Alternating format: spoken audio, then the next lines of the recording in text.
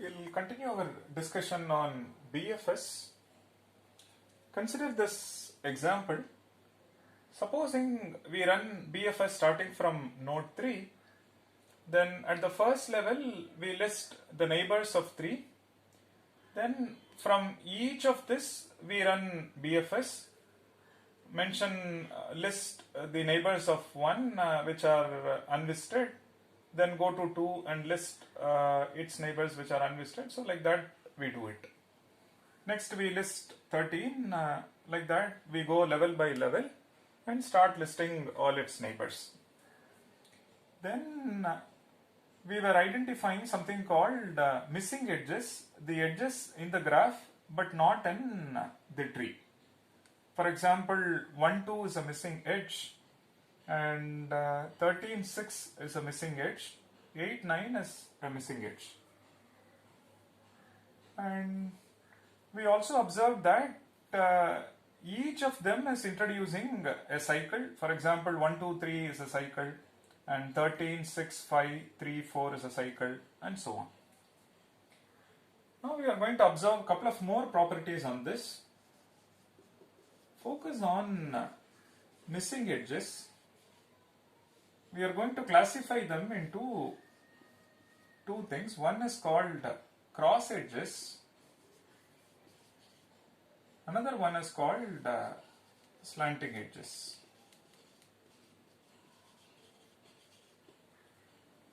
So edges like this, edges of this type, suppose this is my BFS tree,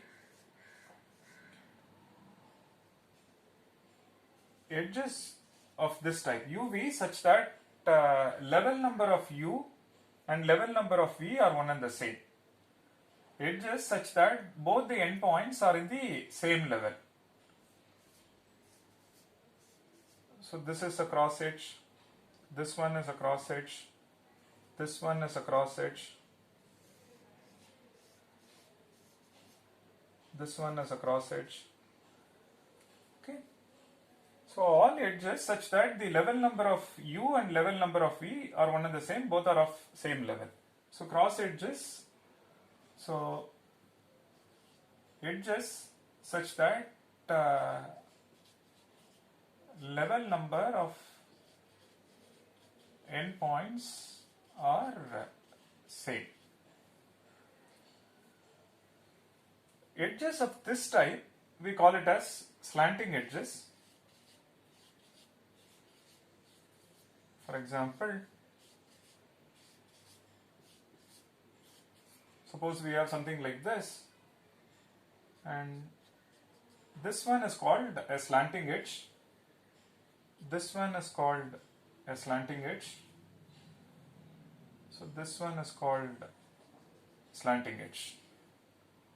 So slanting edges are such that the level number of endpoints, they differ by 1. Something like this is Li and Li plus 1 or Li minus 1.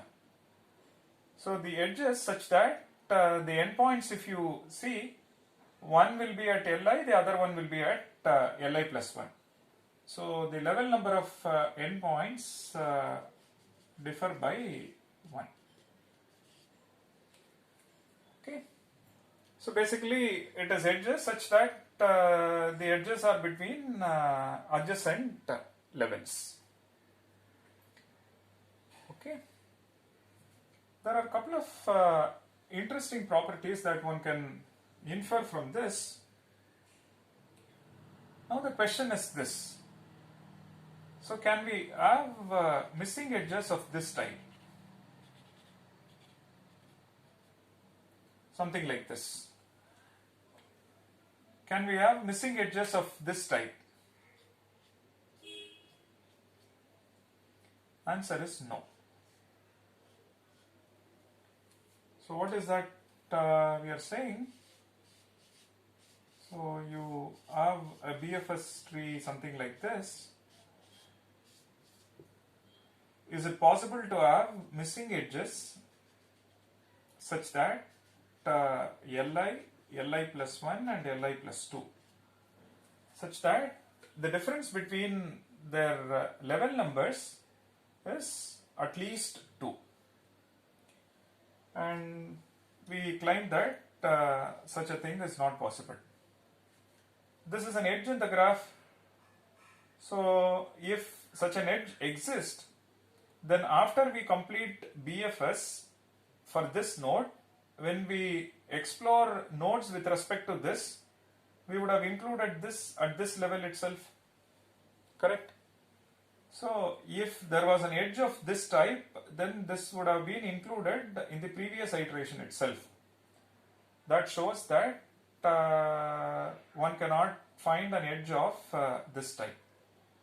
So similarly, we may not find edges of this type. So L1 to L4 or L2 to L6. So these type of edges is not, we will not find in the BFS tree. So if at all there is a slanting edge, it is always between adjacent levels. Okay. Similarly, this one is not a missing edge, and if there was an edge of this type, then this we would have included as part of this exploration, which means this will be considered as tree edge. So slanting edges, if at all it appears, it is of this type, and edges of this type is not possible. And similarly, a missing edge from here to this level is not possible. Fine. And we also observe that presence of missing edges tells us that there is a cycle in the graph. Now can we say something more? Can we say, yes, cycle exists, it is of length odd or even, and things like that. For example, over here there is a slanting edge. If you look at the cycle length, that is 1, 2, 3, 4, 5, 6. So it is a cycle of length even. This cross edge is giving a cycle of length 3. This cross edge is like giving a cycle of length 5. So it appears like presence of cross edges gives us odd cycle, and the presence of even cycle tells us that there are even cycle. The presence of slanting edges tells us that there are even cycles in the graph. Fine. Consider this BFS tree.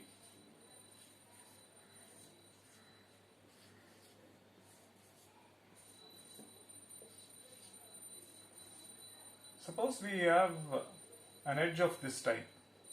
This we call it as cross edge. We see that this one is a cycle of length odd. Suppose there is a slanting edge like this, then we see that there is a cycle of length even. Is this true in general? Answer is yes. For example, so in general we may not have a fixed length, right? So it could be some arbitrary path between UV and via the root. This, let me call it as R. Now we are interested in estimating what is the length of this cycle. So the generalized picture is like this. So we have a root, and then there is a path, and then we may have some subtree branching out from this, subtree branching out from this, and so on.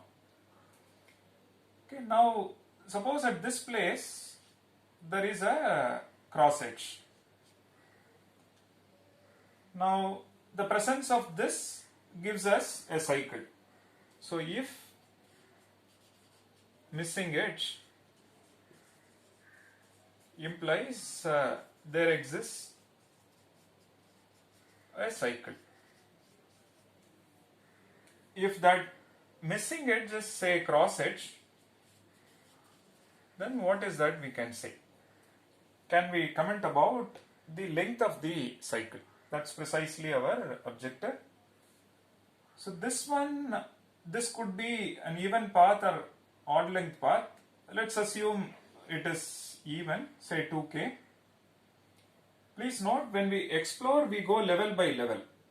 Correct? So which means from year to year, if you say the path length is even, then the other path is also even. Which means this path is also even. Correct? But this vertex is common. So if path connecting R comma U is even, which means something like 2k, then R to V is also 2k. The vertex R is common, because of that it is -1. This one is an odd number. Okay. If path connecting say R comma U is odd, say 2l plus 1 for some integer l, then the other path is also 2l plus 1. Root is common, subtract that out, so we see that this is also an odd number. So this tells you that presence of cross edge implies there exists odd cycle in the graph. Now one can ask further question. Can we say whether that odd cycle is C3, meaning cycle of length 3, or C5, cycle of length 5, and so on? That's the next set of questions. So we see that irrespective of the path length, whether it is odd number or even number, we get to see the presence of odd cycle. Okay. So similar picture for say slanting edges. Suppose we have something like this. Something like this. Suppose there is a slanting edge from this to this. Let this be R. Like this, if you do case analysis, and if path between R comma say U is even, say 2k. If it is 2k, then this is one level down, because we observed that the level number they differ by 1. They are at adjacent levels, right? So which means this will be 2k plus 1, and the vertex R is common, so -1, so this one is an even number. Suppose it is odd. If path between R comma U is an odd number, say it is 2l plus 1, and the next one is one level down, so it is 2l plus 2, and R is common, we see that this one is also an even number. So this tells us that if slanting edge implies there exists even cycle in the graph. Now these are all interesting applications of BFS. One can test whether a graph is a cyclic graph or acyclic graph. Subsequently, one can classify missing edges, and based on the presence of cross edge or slanting edge, one can classify them as whether the graph contains an odd cycle or an even cycle. Please note, these are all one way. Whether converse is true or not, we have to verify. Now, by taking an arbitrary picture and looking at the length from root until U and root to V, and then path length could be even or odd. In both cases, we observed if it is a slanting edge, then it implies the presence of an odd cycle. If it is a slanting edge, then it implies the presence of an even cycle.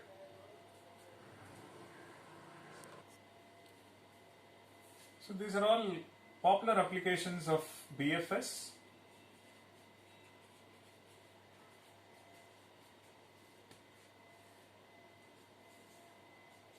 So test for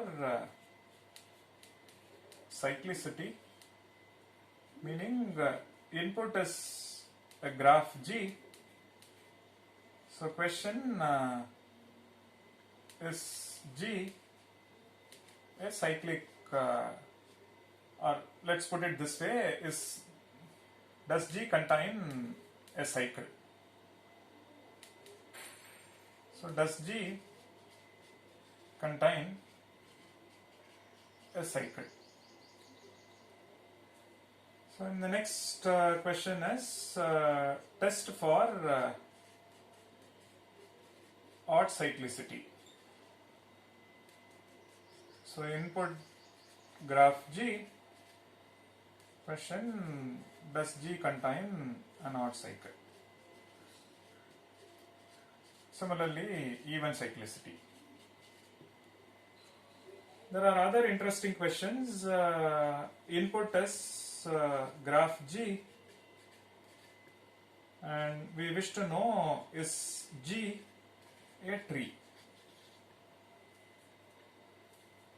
So please note, questions like this we can answer using BFS. This one, once we get BFS tree, so once we have BFS tree, check missing edges. So if missing edge set as non-empty, then implies there exists cycle in G. So this can be answered. And test for odd cyclicity is same. If cross edge implies odd cycle. Okay. And what about this test? By definition, tree is a connected plus an acyclic graph. It is a connected and cycle free graph. There are no cycles in the graph. So this one is a tree. And when we say connected, you pick any pair of vertices, there exists a path in the tree. And so this one is a tree. This one is together it is G. This one is an acyclic graph, but it is not connected. For example, suppose this is U and this one is V, there is no path between U and V. And can the test for treeness be answered using BFS? Answer is yes. Suppose the given graph itself is this. So something like this. So first we run BFS starting from say U. So we start from this. Initially all are unvisited. Then we explore neighbors of this. So after exploring the neighbors of this, when we know that there are no further exploration with respect to this, then we check, are there still unvisited vertices? Okay. But yes, there are unvisited vertices, but none of them are reachable from this or this or this. And suppose one can reach these vertices from any of this, we would have explored as part of this BFS itself. Correct? The fact that these vertices are unvisited at the end of this iteration means that they are disconnected from this graph. Now you call BFS again with respect to this one, say U prime, and so we get this. So what we get now over here is, this is BFS tree number 1, this is BFS tree number 2, or put it in other words, we get BFS forest. When we run BFS, if we get a BFS tree, then the underlying graph is connected. If we get a BFS forest, then the underlying graph is disconnected. If BFS of G yields BFS tree, then G is connected. Otherwise, G is disconnected, meaning we get BFS forest. That's all. So if you get a BFS tree and subsequently missing it set as empty, then the graph is connected and acyclic. Fine. So there are a couple of more applications which we shall see next.